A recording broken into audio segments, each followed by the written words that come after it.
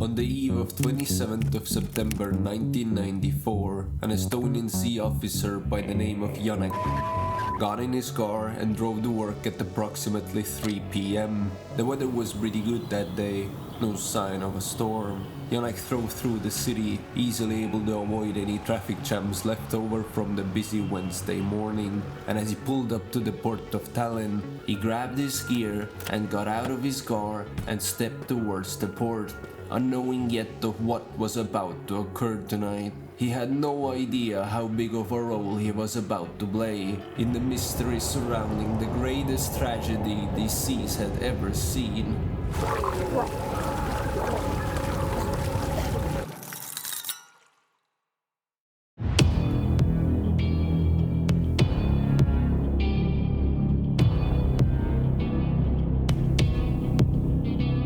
The MS Estonia was a Sally-class cruise ship originally built in Beppenburg, Germany. Technically a ferry, as it was able to transport both cars and humans alike. The ship was commissioned and built for a Norwegian coastal tourism company, but at the very last minute they backed out of the deal and the contract went to a Finnish company instead. Back then it was named Viking Sally, and after it arrived in Finland, heavy modifications were done to the ship in order for it to be more in line with the other cruisers operating at the time. The entire ship was lengthened by 18 meters and a new bow visor was installed, which was used as a ramp for the cars. In the 80s, it cruised between Helsinki and Stockholm for 8 years, and during that relatively short period of time, a number of odd occurrences took place. In 84 it was grounded in an archipelago, and in 85 it suffered some major propeller problems which led to even more rebuilds, and in 86 and 87 multiple different murders took place on board,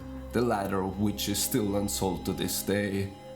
All of this led to the company's financial struggles in the late 80s, not entirely caused by the mishaps of Viking Sally, but nonetheless it was sold off to a rival company named Silja Line, and it would come to change ownership again multiple times during the following years, finally landing in Estonian waters under the direct use of S-Line, a joint venue between Estonia and Sweden.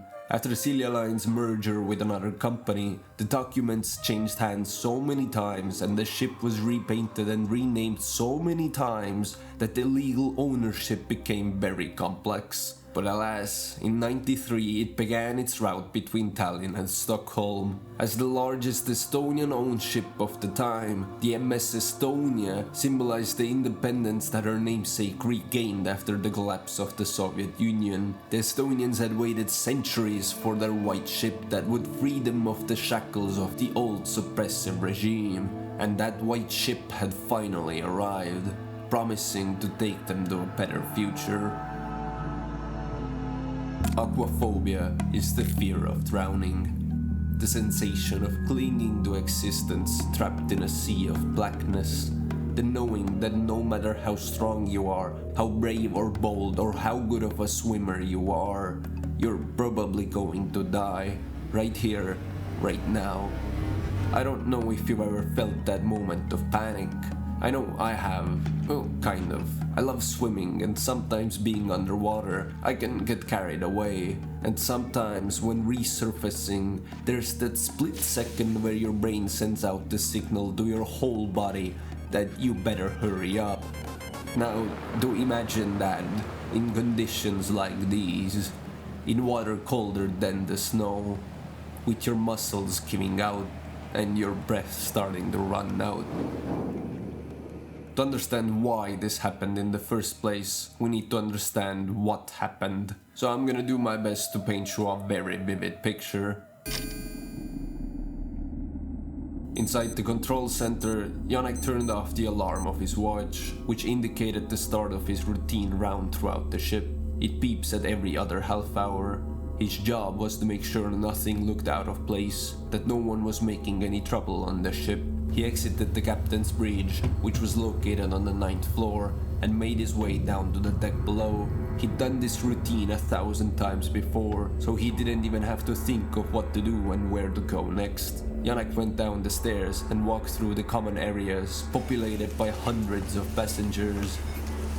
He descended onto floor 6, and then 5. where he passed the shopping center and approached the info desk. The door to the guard deck had to be unlocked, and it could only be done at this desk. His checkup continued through the maze-like corridors of cabins. Navigating these layouts might have been confusing for the passengers, but Janek could have found the guard deck even in pitch-black darkness. Outside, in the bay of the ship, he made sure all the cars were in place, firmly fastened to the ground. The important part of the job was to check in at every deck, log your way through the checkpoint that registered the exact time. And once all checkpoints had been marked, he made his way back up with an elevator, returning to the steering cabin. Or on any other day, that's what he would have done. But today, while walking through the guard deck, checking up on all the machinery, he suddenly heard two very loud bangs echo through the walls of the ship. He immediately called the bridge, reporting what he'd just heard. He was instructed to finish checking the cars and make his way back up. The cars were all in place, nothing looked out of the ordinary, but by the time he returned to the captain, he realized something was very wrong. Not quite sure what yet, but he was tasked to wake up the boatswain and check up on the situation. To get to the boatswain's quarters, he once again had to go through the 5th floor, through the locked door at the info desk. Getting there was a bit of a struggle, because the ship was swaying a lot, even for a stormy night like this. By the time he approached the desk, a big wave hit the side of the ship, swinging everybody on board to the side. Janek flew to the ground, and after a few moments of laying there, he had a horrifying realization. The ship was tilted and unable to swing back to its original position. Mayday, mayday. Sea Europa, Estonia. Estonia, Silja Europa, are you calling Mayday? Estonia, what's going on? Can you reply? This is Estonia. Siis meillä pätkit on, meillä on blackout ja emme saa nyt, mä en osaa sanoa sitä. The two nearby vessels, Silja Europa and Mariella, were called to help nearly 25 minutes after the initial bang was heard on board. While Estonia was unable to share their coordinates at first because of a total blackout, the ships were headed towards Estonia's location, indicated by the radars. But not soon after, Estonia disappeared from the radar completely. When they finally arrived an hour later, they found no sign of the giant white ship. Just black waters as far as the eye could tell. Hundreds of little dots were seen in the water, but only a few life rafts were said to be deployed. The two ships had to keep their distance. Getting any closer to the floating survivors could have been very dangerous. That night, the seawater was about 11 degrees Celsius. The weather had gotten pretty bad in the span of the last few hours. The wind speeds were at 15 to 20 meters per second, that's 30 to 40 knots, and the waves were about 4 to 6 meters high. The ship had sunk in just 30 minutes, something absolutely unheard of for a ship that size, which meant the window for an evacuation was very small. Most of the passengers were trapped inside the ship when it sank, and those who made it to the deck had to climb onto the side of the ship, which had listed nearly 90 degrees. Some were brave enough to jump into the freezing water. Some waited too long and were dragged deep underwater as the mere mass of the sinking vessel pulled them towards the seabed. Due to the delayed emergency signal, it took another hour for the rescue helicopters to arrive. They hovered on top of the few floating life rafts found, pulling up the survivors one by one. In the heat of the moment, one of the helicopters decided to use the nearby ship as a landing pad. The pilot claimed it to be one of the most difficult tasks he had to perform on the job, but they ended up saving 44 people with this one helicopter alone. Alongside new lifeboats deployed by the ferries, a total of 138 passengers were rescued and 852 lives were lost. Clive Hale from the ABC National Newsroom. Good evening, thank you for joining us. Heading late edition news tonight, the death toll from the sinking of a car ferry off the Finnish coast is expected to be nearly 900. The Finnish government says 964 people were on board the Estonia. Only 100 have been rescued. In the days following the accident, the public became increasingly panicked, as for some reason the governments were unwilling to speak up. No questions were answered, no claims were made, no context was given. They were silent and just said the investigation is going to take time. They even refused to give out the passenger list at first, and once the names were finally made public, a solid few days later, it were the families and relatives who found it out, not from the officials, but by reading the morning newspaper, along with everybody else.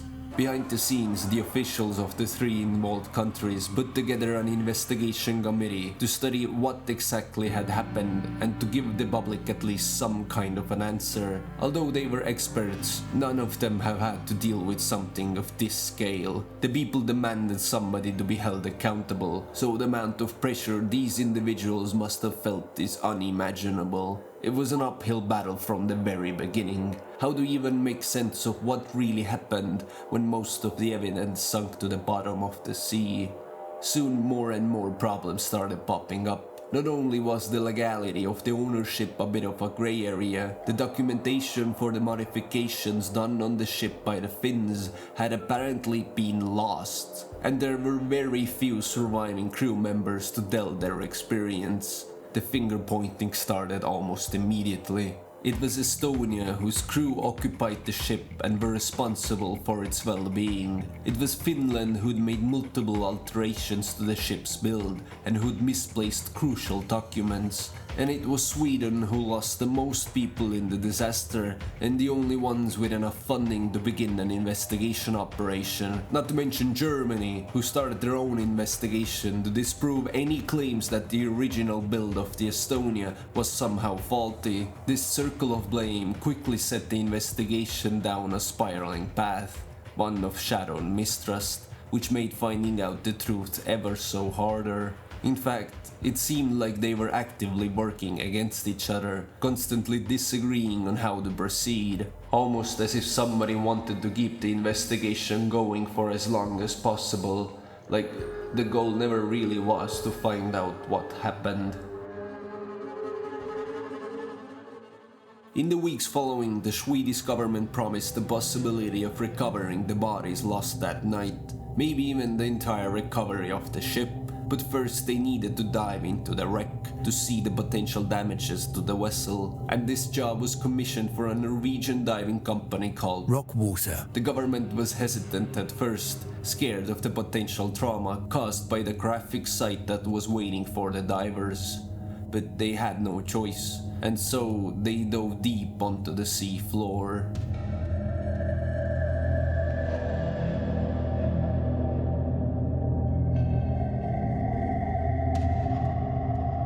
Out of the 852 people who died, it was believed over 600 of those were still trapped within the ship when it sank. The divers cut 2 small holes in the exterior of the ship and started searching the decks, halls and corridors. Room by room they went, mapping out every body they could find. They claimed the ship had been in great condition, no other damages were seen on the wreck, and the seawater had kept the structure rather clean, as it hadn't been that long since the night of the accident. The same applied to the floating corpses. The divers claimed that the bodies still looked fresh, skin as pale as the snow.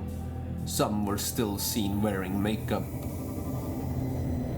Sara Hedrenius was one of the 140 survivors who made it out alive. She was found lying in a drifting life raft, probably mere hours from dying to hypothermia. I remember being so very tired. My body wanted to fall asleep so badly, but I thought, no, I will not die here. I have to see my mom again. Other survivors recall the beginning of the disaster. Just after the clock turned 1 a.m., people were woken up in the middle of the night. They heard distant clashing, like items being dropped and things crashing into each other. I was woken up by the sound of my clock smashing the floor. I instantly felt a kind of imbalance, even just laying in bed. The cabin had listed a good 10 to 20 degrees. My luggage had shifted to the side of the wall. I grabbed the fallen clock and ran out of the room in my underwear. I took it to budge the door open, but I still have it after all these years. You can see exactly when the batteries fell out and it stopped. Some survivors claimed they had to start climbing on the walls of the corridors. The listing was increasing quickly and water was flooding the halls. This rendered some of the doors and hallways unreachable. Those close enough to the exits were lucky enough to reach the outside. Others were stuck inside, climbing through the slippery interior. A vending machine got loose from the wall and came crashing down. Huge windows broken under immense pressure. I was climbing and trying not to look down, thinking if I slip, it would be certain death. And just behind me, one girl lost her grip and fell. She hit her head on her way down, and I kept saying to myself, "Don't look, don't look, don't look." But for whatever reason, none of these stories were taken into consideration when making the official report. Only a few crew members were interrogated. The committee was instead hyperfixated on the ship's bow visor, or lack thereof. When initial scans of the wreck were made, it was noted that the front ramp of the ship was missing, and further searches were done in the surrounding area. The broken bow visor was found miles from the shipwreck, and it was in very bad condition. This became the main culprit believed to be the primary reason Estonia sank as fast as it did. The reported bangs were also blamed as the sounds of the bow visor breaking off and banging against the ship. At the time of the cruise, Estonia was behind schedule by about half an hour, which might have caused the ship to travel at higher speeds than usual. The night was stormy, but the local sailors claimed the weather to be normally bad. A typical storm in the middle of autumn. Efforts were made to salvage the ship's buoy, a kind of black box that records everything going through the ship's system. They were unable to find the said buoy on the wreck, and when it finally did wash ashore, they discovered it hadn't been turned on in the first place. By now, the committee was accustomed to the internal blaming, as God forbid each representative was willing to do anything in their power to clear their country's name. And after 3 years of searching, testing, accusing and chasing tails, they realized they were trying to prove the impossible. It wasn't any single event that caused the sinking, it was 100 little things stacked on top of each other that caused the horrible accident. It wasn't just the fault of the inexperienced crew, or the potentially faulty bow visor, or the weather, or any external forces.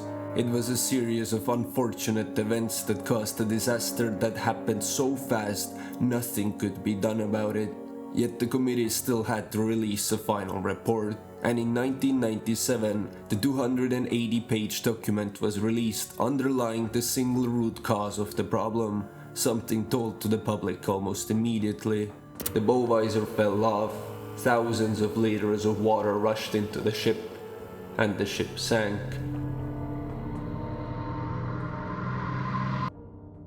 But once people got their hands on this report, more controversy arose. There were scientists claiming errors in the calculations, survivors disagreed on the timeline of events, and outside voices telling their tales started to contradict the given report. The mission room from the To the front. So And you saw water coming in. The governments were pursued to keep the investigation going, but no further legal action was taken. There were family members of the fallen who were legitimately outraged by this report, as they still felt a shadow of mystery looming over the whole case.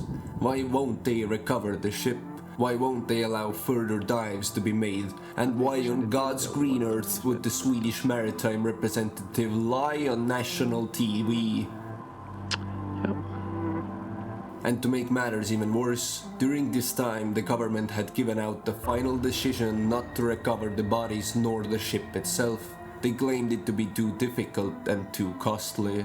Hearing on the late night newscast that the remains of your dead children will remain on the cold sea bottom for the rest of time, and instead they plan on covering the entire wreck with tons of gravel and concrete to keep any burglars away from the now officially declared burial site, so they don't steal your dead wife's jewelry.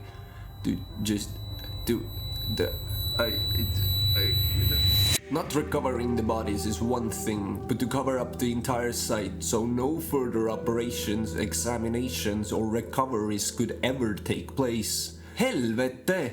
The public was outraged by this news, and protests began. And before they could finish the covering process entirely, the idea was abandoned. Sir, I do get that this was all very political for you, but why the fuck are you being so shady? In fact, only 94 bodies were ever recovered in all this time. That leaves a lot of relatives with a lot of lost family members who, to this day, never got a proper burial. This disaster has prompted new massive changes in SOLAS, or the Safety of Life at Sea conventions, to eliminate any chances of something like this happening again. New safety regulations have been rolled out all over the world to ensure more life jackets to be on board and all bow visors to be under constant examinations. These changes have ensured new protocols to make traveling at sea as safe as humanly possible, something we hadn't seen since the aftermath of the Titanic. Although the official report was given, it felt like we still didn't know what actually happened on board. The front of the ship doesn't just fall off, right? Right? When no real answers are given, the people start to speculate, and thus a wave of conspiracy theories started floating around. From the get-go, reports of bangs and explosions during the night raised some concerns. They claimed that the bangs were caused by the failing visor ramp, but Yannick was on the car deck during the first bang, and he noticed nothing wrong with the ramp. Then one of the survivors claimed he saw military trucks arriving in the harbor shortly before departure. After some bickering by the ramp, the cars were loaded onto the ship, which was the cause of the ship's delay. Another claimed that he'd seen something big floating in the water before he abandoned ship. And in 2001, a former MI6 operative by the name of Richard Tomlinson publicly claimed that the Estonia was part of a smuggling operation to get old Soviet-era machinery out of the country unnoticed.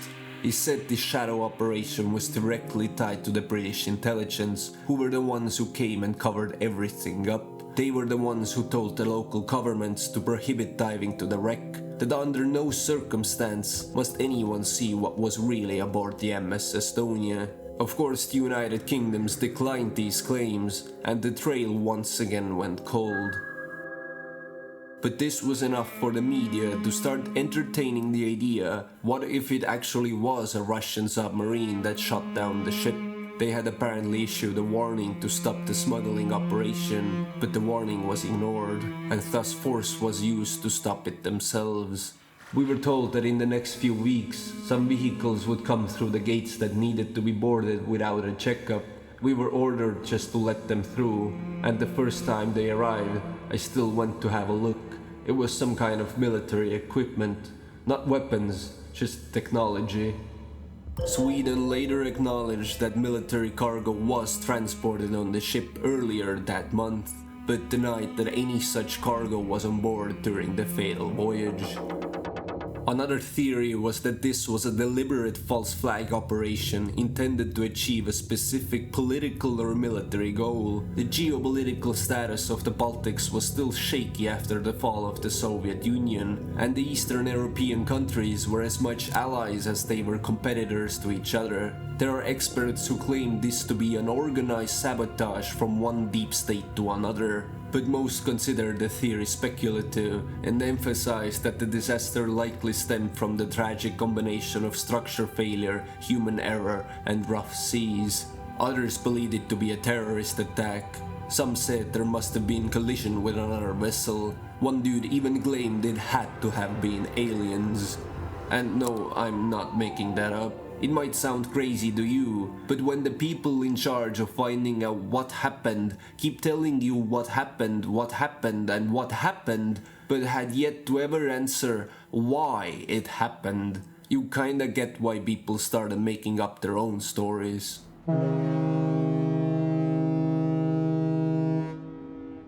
In 2020, a documentary was released about the incident titled A Find That Changes Everything. In the doc, a Swedish film crew went on an illegal expedition to get footage of the sunken ship, and what they found was shocking to say the least. Using a ROV machine, they mapped out the exterior of the wreck, and on the starboard side, they found a 4-meter hole in the hull. This is something not reported in the initial investigation, and seemingly a new discovery after 25 years, which prompted a new wave of attention surrounding this mysterious tragedy. After talking to some scientists and local experts, they came to the conclusion that if the hole was caused by something in the water, the object must have been huge, like a larger class military submarine. But the hole itself didn't seem to be caused by an explosion, as no traces of gunpowder or scorch marks were found. It looked like a huge force had bent the steel beams, cracking the hull open. This discovery once again opened up old wounds and stirred up new drama surrounding past investigations, so the Swedish government was prompted to study the find further, and this time around they actually did. New technology was used to make scans of the entire ship. New footage was recorded from both outside and inside, and even the bow ramp was salvaged to study if any marks of collisions were detected. It's been 5 years since the new investigation began, and still nothing.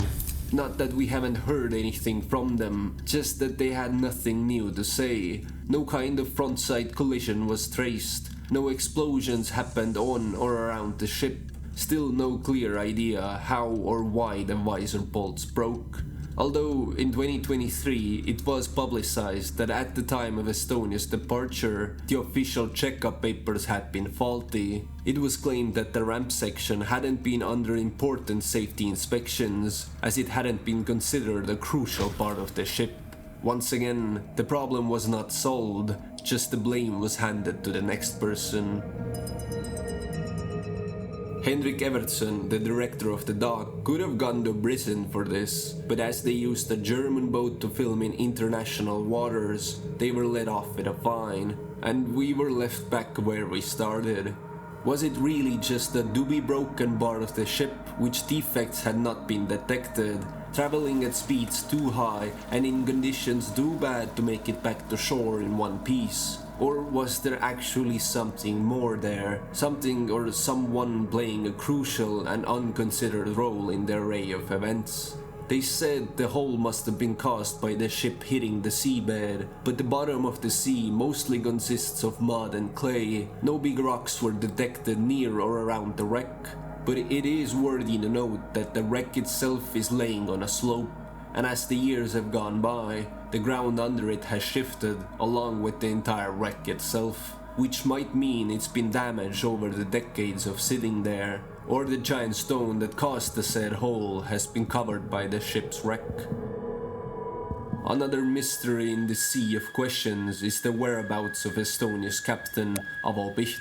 At the time of the accident and in the days following, the public was under the impression that the ship's captain had survived. Witness accounts claim he was airlifted away with a helicopter, and people even saw his name on the official survivors list. But then, like a ghost, he disappeared. His sudden vanishing sparked more conspiracy theories. Some believed Piht had seen or known something too sensitive and had been taken into witness protection. Others suspected a more sinister fate, suggesting that he might have been eliminated to cover up the true cause of the sinking. But at the end of the day, the police denied any and all of these accusations. They said no body was ever recovered and he likely went down with the ship, helping those in need.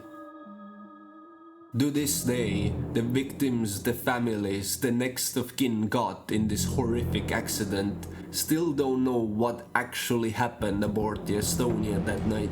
Why everything went the way it did. We have witness reports, fines and claims, half a dozen committees investigating the incident over 30 years. There's thousands of journalists, articles, reports, interviews, theories, tests, experiments and finger pointing, but we still don't know what really happened. And we might never will. Do I believe there's a reason why this case has been buried deep within the sea? Maybe, but who am I to make new claims when 3 decades of history has failed to do so? Just makes you wonder.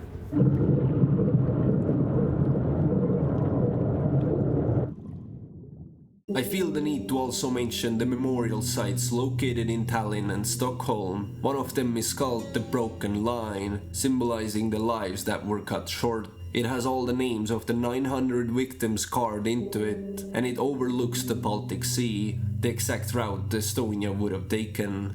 And the one in Sweden is a serene garden with a curved stone wall, inscribed with the names of all the Swedish victims. There are also memorials in Finland and some other smaller villages and towns across Estonia. We will take this information to our experts and describe it, and we'll see what the following steps will be. I actually asked my grandma, who is also Estonian, if she knew anybody on board, and she gave me a rather sinister answer. Oh dear, what a nasty, nasty thing that was. Oh, so horrible. Oh, but do you remember Aunt down the street? Well, she apparently had an old classmate who one day went on a trip, and the next day she just never came back.